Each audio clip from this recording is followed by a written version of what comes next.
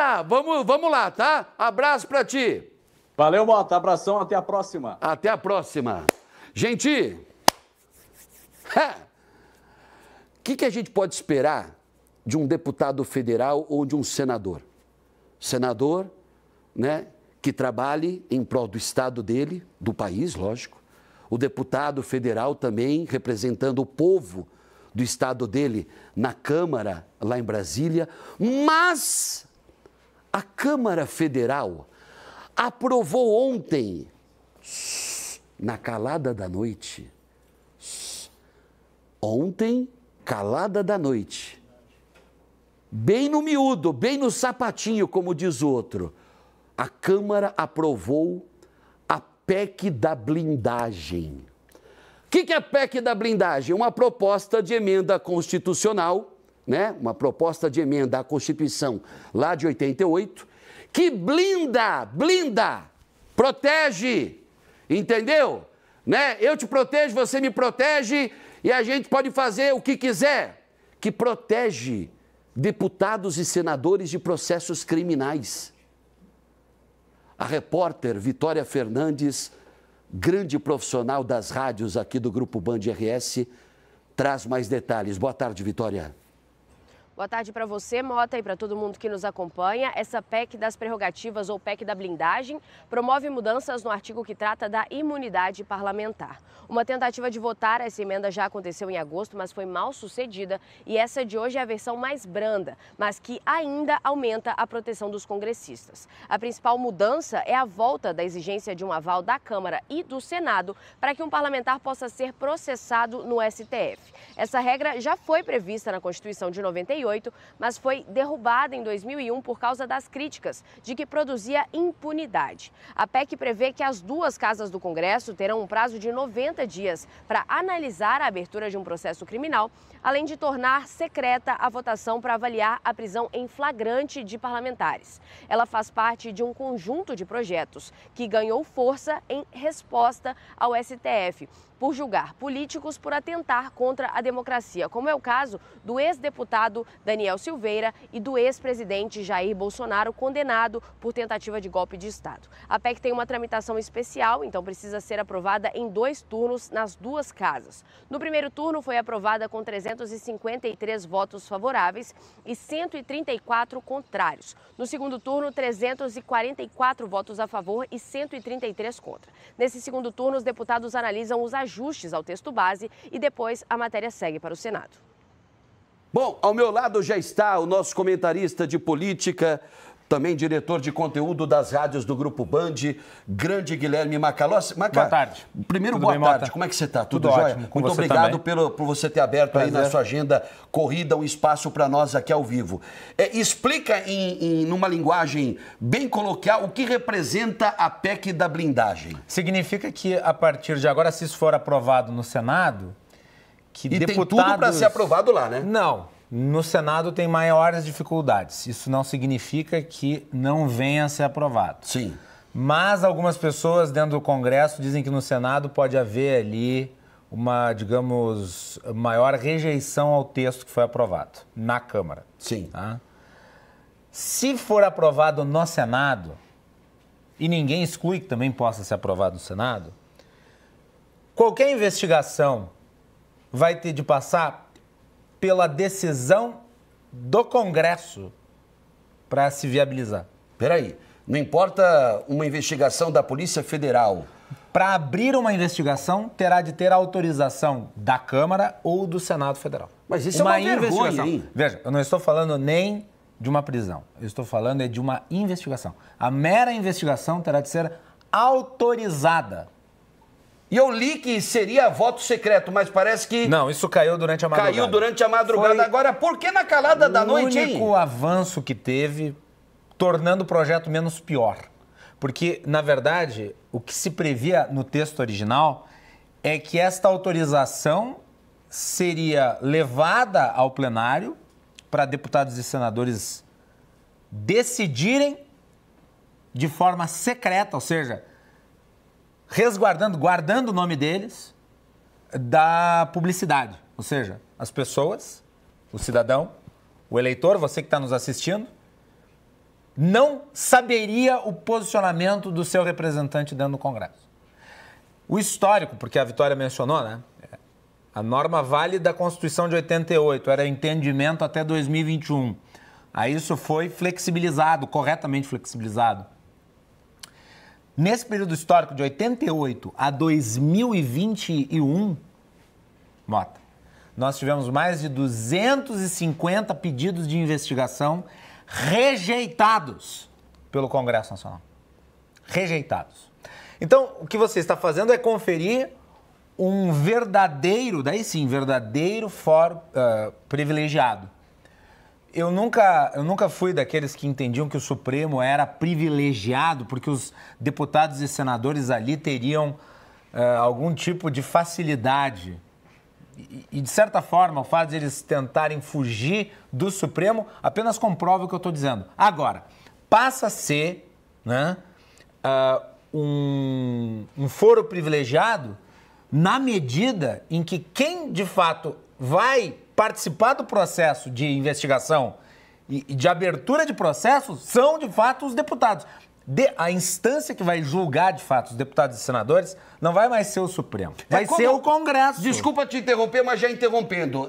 Não leve ao pé da letra o que eu vou falar. Diego. Mas, digamos, fazendo uma analogia, é como se um criminoso fosse decidir pela investigação dele mesmo, né? É como se ele pegasse o caso dele e levasse para os colegas. Para os colegas, ou seja, vou levar... Não estou falando que os deputados federais e senadores são criminosos, mas se um criminoso, o integrante do PCC, vamos lá, fosse levar para a cúpula do PCC, se a investigação dele vai prosseguir, se vai poder investigá-lo ou não. Ali vai valer o corporativismo. E digamos que um deputado e senador seja preso, porque tem ali a possibilidade de prisão, mas mediante crime inafiançável em flagrante delito. Então é um número limitado de crimes. Se ele for preso, ele não vai para uma delegacia. Ele vai para o Congresso. Que absurdo. O deputado e senador é preso, aí ele vai para o Congresso, na casa, e ele fica sob custódia do Congresso.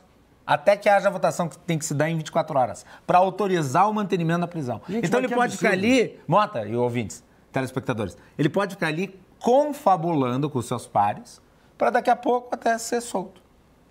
Que barbaridade. E nós tivemos deputados gaúchos que votaram a favor disso. Então, atenção você da nossa audiência. O que eu acho que é importante, aqui no Rio Grande do Sul. Este serviço aqui, que é o serviço de identificação dos deputados, de acordo com o voto que eles colocaram lá no painel de votação do Congresso, ele tem que ser público porque essas pessoas vão pedir votos para vocês. Ano que vem. E daí vocês têm que perguntar para esses que vão pedir votos se eles estarão no Congresso para representar os seus interesses ou os interesses de vocês.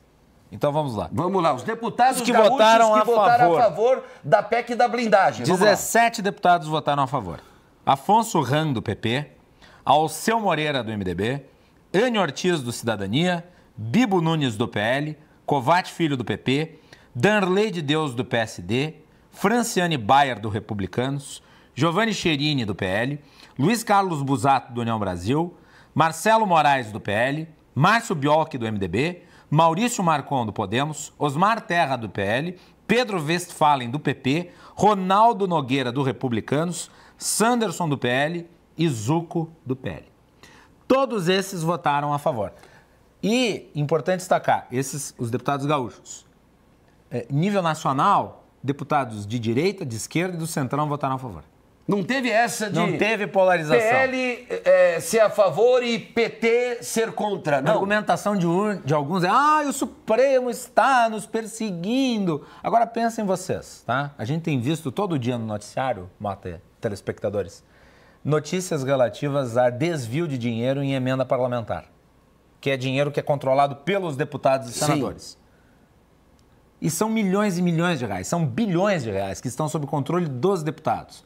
Que eles destinam para onde? Para os seus currais eleitorais em muitas ocasiões. Não estou dizendo que todas as emendas têm má utilização, mas muitas emendas têm má utilização. E existem muitas investigações sobre desvio de dinheiro em emenda. Não vai mais se poder investigar porque vai depender da autorização dos deputados. Eu pergunto, se eu posso ser investigado amanhã, por que eu vou autorizar que você seja? Se eu sou teu colega. Você lava a minha mão que eu lavo a sua, nós não né? poderemos mais alcançar ninguém dentro do Congresso com qualquer investigação. E eu não estou dizendo aqui que tem que se fazer uma caça às bruxas, nem nada disso. Mas parece adequado para você que está nos assistindo que os deputados se tornem uma classe, deputados e senadores se tornem uma classe de inimputáveis, inalcançáveis. Quer dizer, eles poderão deliberar, eles poderão decidir se serão investigados ou não. Isso não existe. Isso é uma vigarice. Bota vigarice nisso, né? Você que está aí da nossa audiência, você votou em algum desses deputados que o Macalossi, de forma informativa, apresentou? E eu acho que é importante também dar o nome de quem votou contra. Vamos lá, vamos colocar quem votou contra. Vamos fazer aí. só a publicidade negativa? Sim. Nós tivemos os seguintes deputados que votaram não, ou seja, contra essa matéria. Sim.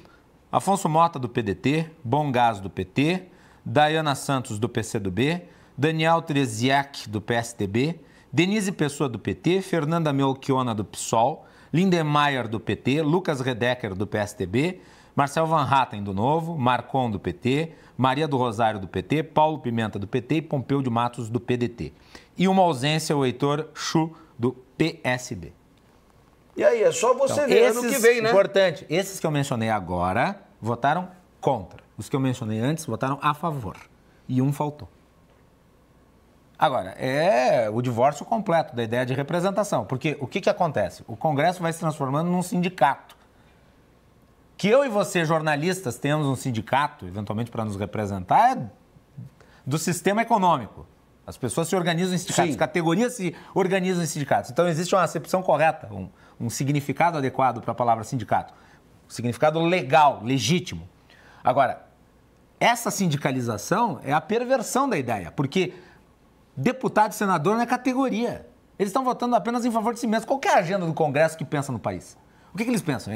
Emenda parlamentar, PEC de blindagem, dentre outras matérias que, desculpe, mas não vai fazer diferença nenhuma na minha vida, na sua vida, na vida do Mota, na vida das pessoas que trabalham aqui e em outros lugares. As pessoas que pagam tributos, que estão, aliás, a qualquer tempo, possíveis de serem acionadas na justiça, que vai se tornar inalcançável para eles. Então, eles estão votando contra os interesses da população. É uma vergonha, é uma baita de uma vergonha. É ou seja, corporativismo eles estão trabalhando na veia. em prol dos interesses deles. É corporativismo na veia, é corporativismo descarado. Ontem, o Congresso viveu um momento vergonhoso da sua história.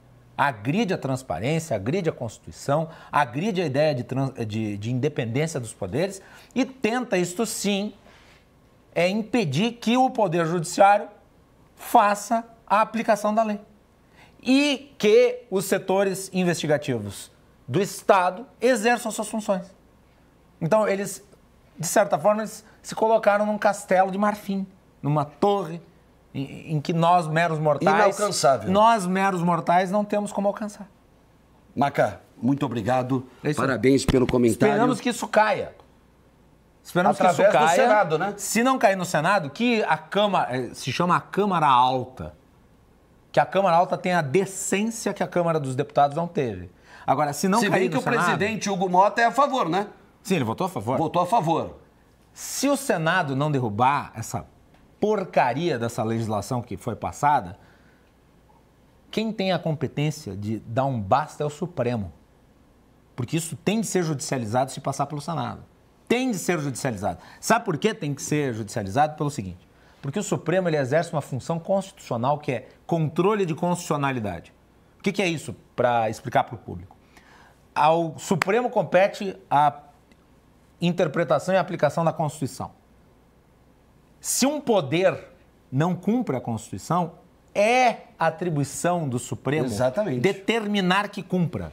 Se essa porcaria dessa lei for aprovada, ela vai colidir com a interpretação atual da Constituição e isso tem de ser levado para o Supremo, para que o Supremo diga não.